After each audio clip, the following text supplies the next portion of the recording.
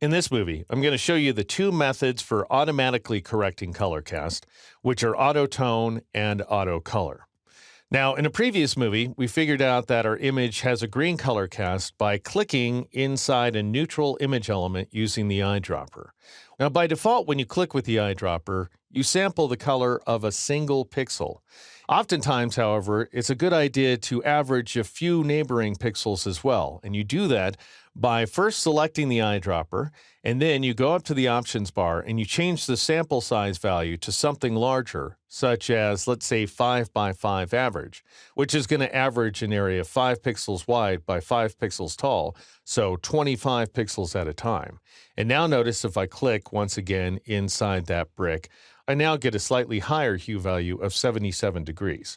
Now let's walk through what these values mean here. H stands for hue, which is the core color of the image, as identified in this color wheel, starting at 0 degrees for red and wrapping all the way back to 360 degrees, which again is red.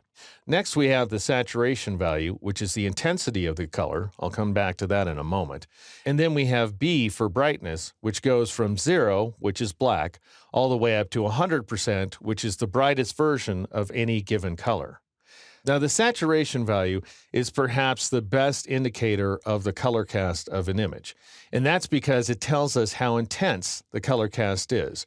If we see a neutral element inside the image has a very low saturation value of, let's say, 3%, that's a very good sign. That means we don't have much of a color cast at all.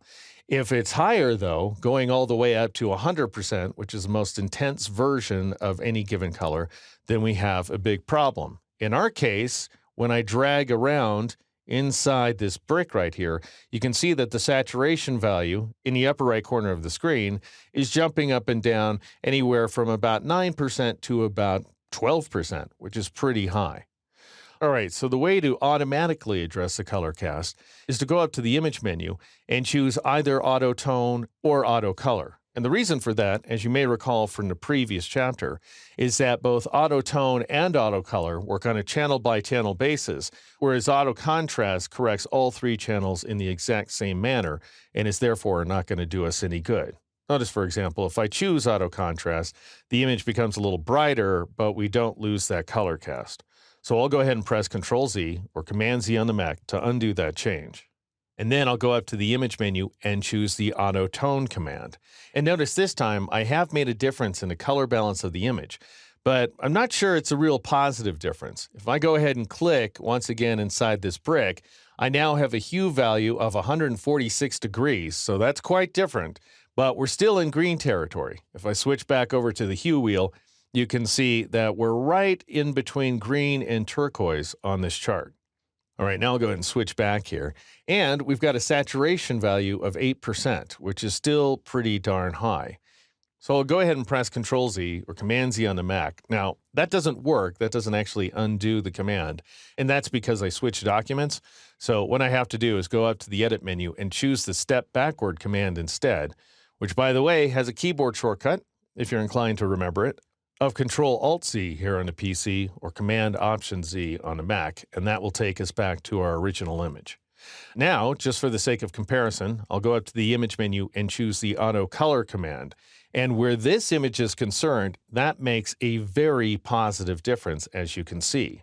But just to make sure, I'll go ahead and click inside of the brick, and now notice that I have a very different hue value, 218 degrees, which is blue, by the way. If I go over here to the color wheel once again, you can see that 218 degrees falls between cobalt and just plain old blue. So we now have what is ultimately a blue color cast, but we have a much lower saturation value as well of just 4%, which is pretty darn neutral, which means we at least got the brick looking pretty neutral. The teeth, however, if I go ahead and click and hold inside of them with the eyedropper tool, you can see that we now have a hue value of 236 degrees, which is blue, by the way. And you may recall from the previous movie that formerly we had a hue value of 140 degrees, which is green. But our saturation value has gone up to 10%. So it's very possible that what we've done here is change what was formerly a green color cast to what is now a blue color cast. But if you ask me, it looks like a closer match for the actual scene. Now, while autocolor happened to work great for this image, autotone might work better for another image, or just as likely, neither command will make a positive difference, in which case we have to make a manual color adjustment, as we'll explore in the very next movie.